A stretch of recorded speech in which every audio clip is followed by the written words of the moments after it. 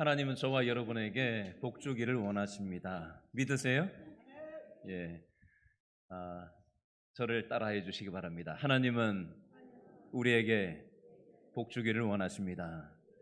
우리 옆에 있는 분에게도 한번 서로 얘기해 주시겠어요? 옆에 있는 사람 눈을 똑바로 쳐다보시고 저를 따라하시죠. 하나님은 당신에게 복 주기를 원하십니다.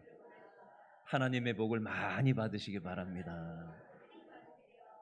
손을 이렇게 드시고 앞뒤 좌우에 환영합니다. 반갑습니다. 잘 오셨습니다. 한 주 만에 이렇게 우리 성도분들을 한 분 한 분 이렇게 제가 이렇게 돌아보면 너무 한 사람 한 사람이 귀하고 너무 반갑고 좋고 그렇습니다. 하나님 아버지께서는 인간 목사가 볼 때도 그런 마음인데 하나님 아버지께서 우리 성도들 한 사람 한 사람을 얼마나 소중하고 귀하게 보시겠어요. 그렇죠? 이 예배를 통해서 그 하나님의 우리를 향한 마음이 경험되었으면 좋겠어요. 어떤 여자분이 서점에 갔다가 관심이 가는 책이 눈에 들어왔다고 합니다. 반려견 훈련시키는 방법에 대한 내용이 쓰여진 책이었는데요. 소제목에 이렇게 기록이 되어져 있더랍니다. 아무리 포악한 개라도 이 방법으로 훈련을 시키면 아주 온순한 개가 되고 잘 길들여진다. 비법이 쓰여져 있다. 뭐 이렇게 기록이 되어 있더라는 겁니다. 그래서 이 여자분이 이 책을 읽으면서 순간 이런 생각이 싹 스치고 지나갔대요. 어떤 생각이냐면 성급하고 고약한 성격의 남편을 이 책으로 한번 길들여 봐야 되겠다. 이 생각을 했다는 거예요. 그래서 남편한테는 아무 소리를 안 하고 이 책에서 쓰여진 내용대로 남편이 조금이라도 잘하는 것이 있을 때는 칭찬을 아끼지 않았다고 합니다. 그리고 뭘 잘하면은 보상을 해주었다고 합니다. 그리고는 머리하고 목을 부드럽게 만져주고 그렇게 책에서 하라는 대로 그렇게 따라했더니 아주 큰 성공을 보았다고 합니다. 이 여성분은 반려견 훈련시키는 방법이 이렇게 남편을 딴 사람으로 만들어 줄 줄은 몰랐다고 합니다. 그러던 어느 날 한 2주가 지났는데 그 여자 부인의 꿈이 완전히 깨져버렸습니다. 왜 그러냐면 장롱 속에 넣어두고 몰래 보면서 남편을 훈련하던 이 책을 남편이 발견을 한 거예요. 그리고는 남편이 화가 나가지고 어쩐지 자기를 안 하던 짓을 하는데 마치 강아지 막 이렇게 막 목 만지듯이 막 그렇게 한 게 이게 뭐지? 그랬는데 뭐 기분은 나쁘지 않아서 그냥 좋다 했는데 그 책에 그 내용이 있는 걸 보고는 자기를 강아지 했다고 해서 전보다 더 포악하고 못된 남편이 되어버렸다는 얘기입니다. 여러분 오늘 성경 말씀 마태복음 5장 5절에 온유라고 하는 개념이 나와 있는데요. 자, 오늘 본문을 다시 한번 읽어볼까요? 마태복음 5장 5절입니다. 시작. 온유한 자는 복이 있나니 그들이 땅을 기업으로 받을 것이미요. 자, 여기 보니까 온유한 자는 복이 있다라는 말씀이 있습니다. 자, 온유라는 말은 중요한 말이에요. 짐승도 잘 길들여지면 온유하다고 표현을 합니다. 사람도 좋은 성품의 사람을 온유하다라고 얘기를 하죠. 북아메리카 대륙 미국 바로 밑에 그 지도의 밑으로 미국 남쪽에 내려오면 쿠바라는 나라가 있고요. 쿠바라는 나라 바로 밑에 섬나라인 자메이카라고 하는 300만 명 정도 사는 작은 섬나라가 하나 있어요. 이 자메이카에 가서 선교하는 선교사님이 이 자메이카 원주민들을 놓고 이 마태복음 5장 5절 말씀을 읽었습니다. 온유한 자는 복이 있나니 그들이 땅을 기업으로 받을 것이며 이렇게 읽어놓고는 이 선교사님이 자메이카 원주민들한테 질문을 했어요. 자메이카에서는 이 온유라는 말을 어떻게 풀어서 해석을 하고 이해를 합니까? 이렇게 질문을 했더니 한 사람이 이렇게 답을 했답니다. 사나운 물음에 대하여 부드럽게 대답하는 것입니다. 이렇게 얘기했대요. 사나운 물음에 대하여, 사나운 말에 대하여 부드럽게 대답하는 것입니다. 선교사님이 그 얘기를 가만히 듣고는 깨달음이 있었다고 해요. 아주 격한 말로 나한테 얘기해 올 때 내가 부드럽게 말하고 대답하는 거, 이게 온유라는 뜻이라고 설명한 거잖아요. 여러분 한번 생각을 해보자고요. 상대방이 부드럽게 말할 때 나도 부드럽게 말하는 거, 그건 온유일 수 없죠. 상대방이 격하게 말하고 격한 반응을 보일 때 내가 그것과 관계없이 부드럽게 대할 수 있는 거, 이걸 온유라고 얘기하는 겁니다. 자, 이 대목에서 우리가 한 가지 좀 유념해야 될 것이 있는데요. 우리 사람, 인간 존재는 이 본성, 하나님이 우리에게 주신 이 본성을 잃어버렸습니다. 온유라고 하는 이 하나님이 주신 선물을 인간의 죄 바이러스에 감염됨으로 인해서 잃어버렸어요. 타락한 본성이 되어버렸어요. 온유의 본성을 잃어버리고 말았습니다. 그래서 이 하나님의 본성을 우리가 회복하기 위해서 우리는 훈련이 필요합니다. 배우는 것도 필요하고요. 가르침도 받아야 돼요. 그리고 온유가 쉽게 됩니까? 실패할 때도 있어요. 그러면서 다듬어지고 훈련되면서 하나님의 성품을 우리가 회복할 필요가 있습니다. 이렇게 제가 얘기하면 이렇게 생각하는 사람들이 있습니다. 아이고 목사님 거 생겨 먹기를 그렇게 생겨 먹어서 안 돼요. 죽었다 깨어나도 안 돼요. 안 바뀌어요. 태어날 때부터 그렇게 태어나서 그 사람 절대로 안 바뀌어요. 바뀔 수 없어요. 이렇게 얘기하시는 분들이 있습니다. 물론 어떤 사람은 태어날 때부터 부모의 기질을 좀 담잖아요. 그렇죠? 또 여러 가지 아이를 배웠을 때의 어떤 영향이라든지 여러 가지 복합적인 변수가 그 사람의 어렸을 때의 기질을 물론 형성하는 경우가 있긴 합니다. 어떤 사람은 기본적으로 온유한 성품을 가진 사람이 있고 어떤 사람은 어린 아이인데도 아주 막 과격한 아이들도 있습니다. 자, 근데 이렇게 얘기하시는 분들에게 제가 예를 한번 들어봐 드리겠습니다. 민수기 12장 3절 말씀에 보면 모세는 온유함이 지면의 모든 사람보다 더하더라, 이런 말씀이 있어요. 여러분 모세 아시죠? 모세의 온유함이 지면의 모든 사람보다 더하더라. 이게 무슨 뜻이죠?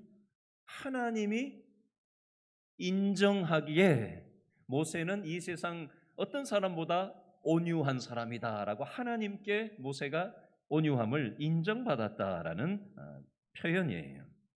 그러면 모세는 태어날 때부터 온유한 사람이었을까요? 생겨 먹기를 온유하게 생겨 먹어서 그런 걸까요? 태어나면서부터 원래 선천적으로 모세는 온유한 사람이었을까요? 그래서일까요? 아니에요. 근거를 얘기하겠습니다. 모세는 이집트 제국의 애굽의 바로 궁전에서 공주의 아들로 성장을 했어요. 40년 동안 이집트 대제국의 왕궁에서 세계 당대 최고의 학문을 배우고 최고로 맛있는 것을 먹고 수많은 노예들을 부리면서 떵떵거리면서 귀하게 자란 사람이 바로 모세였습니다. 그러니 자기 마음대로 무언가를 할 수 있는 위치에서 40년을 성장을 했으니 어떤 기질일지 예측이 되지 않습니까? 여러분, 이랬던 모세가 어떤 일을 했냐면요. 밖에 나갔다가 자기 마음에 들지 않는 사람이 있다고 해서 그 애굽 사람을 때려 죽인 사람이 바로 모세였습니다. 여러분, 사람이 마음에 들지 않는다고 해서 때려 죽인다? 그 장본인이 바로 모세였어요. 그러면 생겨 먹기를 선천적으로 온유한 사람이 아니었음을 알 수 있죠. 태어날 때부터 모세가 온유하지 않았다는 것을 알 수가 있죠. 어린 아이가 아니라 지금 나이가 40인데 자기 마음에 맞지 않아서 때려 죽이는 사람이 모세였다라는 것입니다. 아주 격한 사람이었습니다. 이게 모세의 기질이었어요. 그러다가 모세는 미디안 광야로 쫓겨납니다. 도망쳤어요. 그래서 40년 동안 이번에는 장인 이도로의 양을 치면서 유목민의 생활을 하는데 40년 동안 처가살이를 합니다. 베릴사위라고 그러죠.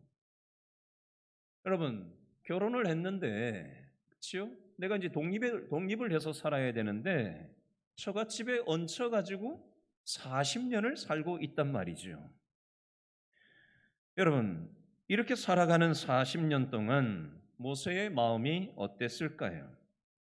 무슨 꿈이 있었을까요? 기대감이 있었을까요? 나 이러다가 인생 끝나는 거 아닌가? 그런 생각을 갖기 쉽지 않았을까요? 그 40년 동안 모세는 자존감이 굉장히 낮아졌을 겁니다. 내가 뭔가 할 수 있다라는 자신감도 굉장히 사그라들었을 거라고 생각되어집니다. 40년 동안 모세는 낮아지고 다듬어지면서 온유한 사람이 된 것입니다. 여러분, 모난 돌이 정을 맞는다라는 말이 있어요. 매를 맞고 이래저래 많은 정을 맞고 매를 맞으면서 온유해지고 다듬어지고 겸손하게 빚어져 가는 것입니다. 잠언 16장 32절 말씀 읽어드리겠습니다. 잠언 16장 32절. 노하기를 더디하는 자는 용사보다 낫고 자기의 마음을 다스리는 자는 성을 빼앗는 자보다 나으니라. 다시요. 노하기를 더디하는 자는 용사보다 낫고 자기의 마음을 다스리는 자는 성을 빼앗는 자보다 나으니라. 우리는 흔히 용사, 성을 빼앗고 전쟁에서 이기는 것을 큰 성과라고 얘기하고 대단하다고 여기는데 성경 잠언 16장 32절에서는 용사보다 성을 빼앗는 것보다 노하기를 더디하는 것이 용사보다 나은 것이다. 성을 빼앗는 것보다 자기 마음을 다스릴 줄 아는 것이 더 중요한 것이다 라고 말씀하고 있습니다. 온유한 사람은 절대 약한 사람이 아니다라고 말씀하고 있습니다. 예를 들어보겠습니다. 종교개혁자 칼빈이라고 여러분 들어보셨을 거예요. 종교개혁자 칼빈. 칼빈이 어디서 종교개혁을 일으켰냐면 요즘으로 치면은 스위스라고 하는 나라에 제네바라는 도시가 있어요. 지금 현재 제네바에는 유엔 사무소가 제네바에 있고요. 국제적십자사, 세계무역기구, 세계보건기구, 국제노동기구를 비롯해서 250개의 국제기구가 스위스 제네바에 집결해 있고 그 종업원만 한 4만 명이 몰려들어 있어요. 전 세계의 중요한 기구 250개가 스위스 제네바에 있어요.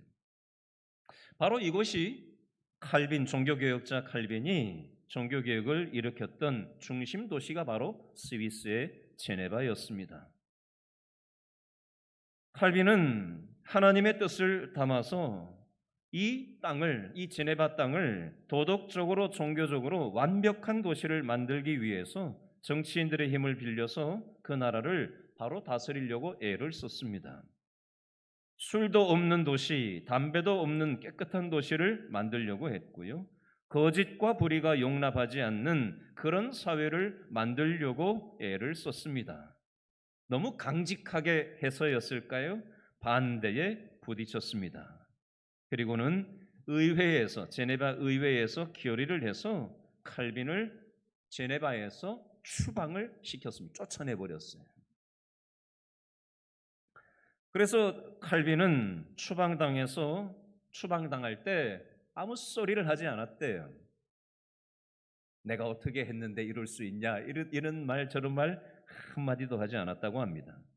그리고는 아무 말 없이 스트라우스부르크라고 하는 곳으로 다른 지역으로 그냥 갔어요. 그곳에 가서 자기 친구가 목회하는데 얹혀서 지내면서 둘이서 함께 지냅시다 하고는 조용히 지내면서 거기서 책을 쓰면서 한 3년여간 보내고 있었다고 합니다. 3년이 지난 어느 날 제네바시가 엉망이 됐어요. 칼빈이 제네바에 있었을 때는 칼빈이 질서가 잡힌 도시였는데 칼빈이 추방당하고 다른 도시로 가고 난 3년밖에 되지 않았는데 제네바시가 아주 엉망이 되고 말았고 모든 사람들이 타락을 하는데 정신을 빼놓을 정도로 타락을 했다고 합니다. 그래서 의회에서 의논을 하다가 이러다가는 안 되겠다. 칼빈 선생을 다시 우리 제네바시로 모셔오자라고 결의를 하고는 칼빈을 찾아가서 제네바로 다시 돌아와 달라고 요청을 했다고 합니다. 그랬더니 칼빈이 이렇게 얘기했다고 합니다. 여러분 같으면 어떻게 하셨겠어요? 칼빈은 이렇게 얘기했대요. 그렇게 합시다.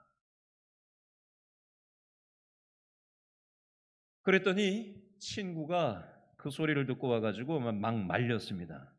정신 나갔냐? 의회에서 결의하고 추방할 때는 언제고 이제 또 초대한다고 거길 가느냐? 여러분 같으면 어떻게 하시겠어요?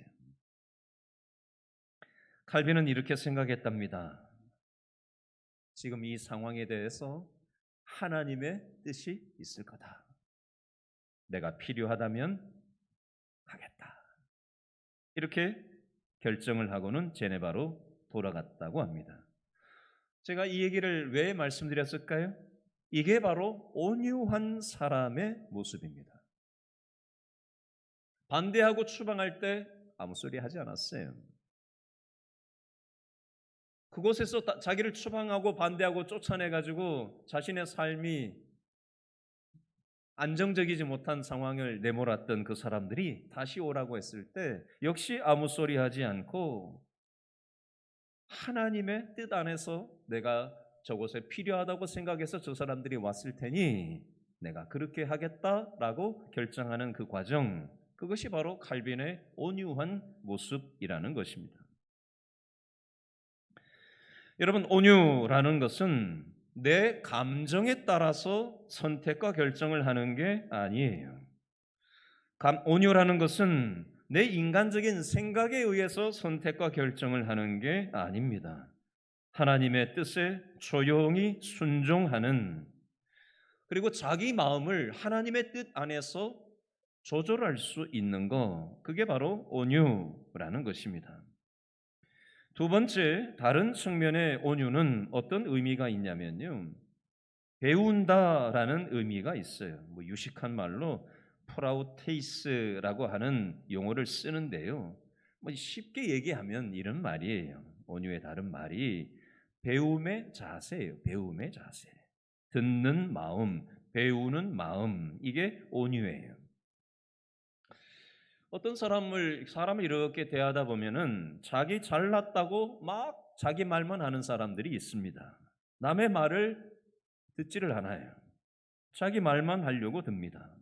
그런 사람들은 자기 발전을 이룰 수 없습니다. 마음을 열고 듣는 자세를 가질 필요가 있습니다. 이것이 온유의 자세이고 이것이 온유의 모습이에요. 마태복음 5장 5절 말씀, 우리가 뒷부분을 좀 더 살펴보려고 합니다. 일단 한 번 더 읽어볼까요? 마태복음 5장 5절 다 같이 시작. 온유한 자는 복이 있나니 그들이 땅을 기업으로 받을 것임이요. 온유한 자가 뭘 받는다고 돼 있어요? 땅을 기업으로 받는다라고 돼 있어요. 자, 땅을 기업으로 받는다라는 말의 원뜻을 영어로 얘기하면 ownership이라고 얘기해요. ownership이라고 하는 영어 표현이 땅을 기업으로 받는다라는 한글의 영어식 표현이 ownership이에요. 그럼 ownership이라는 표현이 무슨 말인가? 이걸 통해서 무엇을 얘기하려고 하는가? 저를 한번 따라해 보시기 바랍니다. 땅을 내 소유로 삼고 그것을 즐긴다. 이런 의미가 있어요. 땅을 기업으로 받는다는 말은 오너십은 다른 말로 하면 땅을 내 소유로 삼고 그것을 즐긴다라는 뜻이에요. 그건 또 무슨 말이냐? 조금 더 쉽게 얘기하겠습니다. 여러분, 내가 내 자신이 먼저 온유해야 내가 만나는 사람이 누가 됐든 간에 그 사람에게 온유를 전염시킬 수가 있게 돼 있어요. 코로나 바이러스가 있으면 그 코로나 바이러스를 옆에 만나는 사람들한테 전염을 시켜버리잖아요. 그렇죠? 내가 온유를 장착을 하고 있으면 내가 온유한 상태로 가정에 들어가든 온유한 상태로 직장에 출근을 하든 온유한 상태로 교회에 나와서 성도들과 대하든 내가 만나는 사람들에게 온유를 전염시킬 수가 있는 것입니다. 그 의미예요.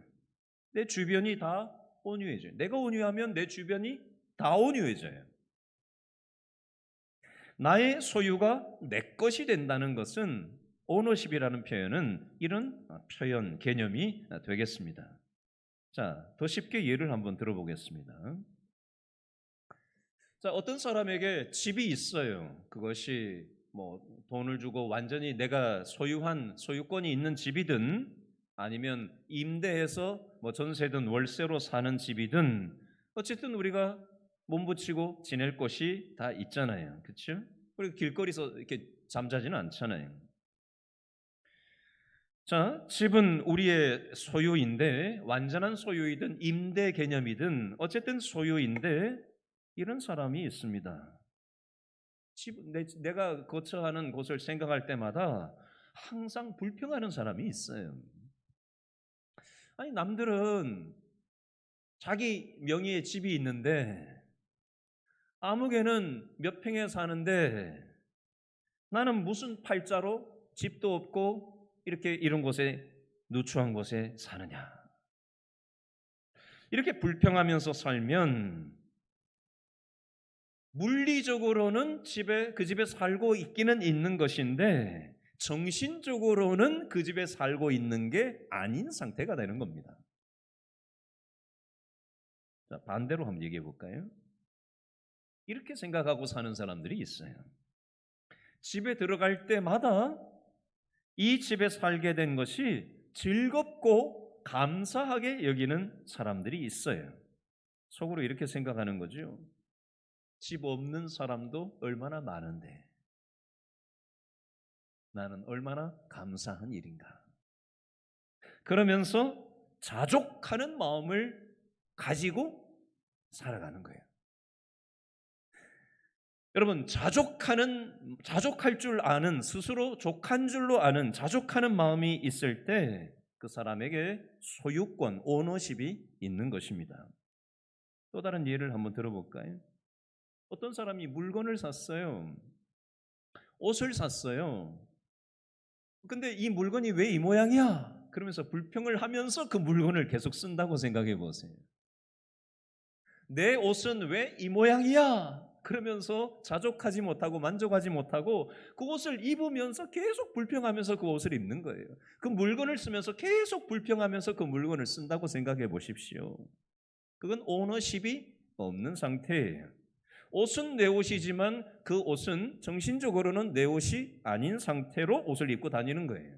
그 물건은 내 소유지만 그 물건에 대한 오너십이 없이, 만족함이 없이 정신적으로는 내 물건이 아닌 상태로 내 물건으로 쓰고 있는 겁니다. 자, 결혼 생활, 배우자와의 관계, 자녀와의 관계로 한번 적용해 보겠습니다. 결혼을 했어요. 배우자가 있어요. 근데 이렇게 생각을 하고 배우자하고 관계를 하는 겁니다. 내가 어쩌다가 저런 사람하고 만나가지고 살게 되었을까? 이런 생각을 하면서 평생 배우자를 대한다고 생각해 보세요. 배우자는 내 배우자인데 정신적으로는 내 배우자가 아닌 상태로 살아가는 거예요. 얼마나 비참하겠어요. 자, 부모 자식 간을 한번 생각해 보겠습니다. 자녀에 대해서 생각할 때 저 아이가 내 배에서 나왔지만 저 자식이 왜 저 모양인가 하고는 그런 어떤 생각을 가지고 자식을 바라보고 생각하고 대한다고 생각해 보세요. 아닌 척하면서 대하지만 그 얼마나 불행한 일이겠습니까?